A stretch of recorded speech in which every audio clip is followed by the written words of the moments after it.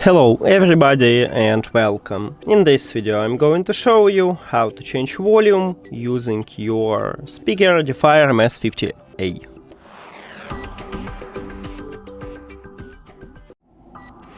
And right here at the top we have this area with the controls, and you need to turn clockwise to increase the volume at this area or turn counterclockwise to lower the volume.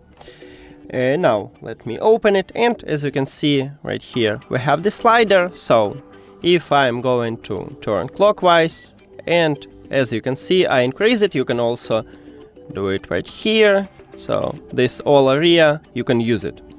And now I just increase it, so let's try to lower it, and I'm just going to counterclockwise. I can do this here or here, and as you can see I just lower the volume. That's it. Thank you for watching this video. If you found it helpful, please consider subscribing to channel and leave the like on the video. See you later.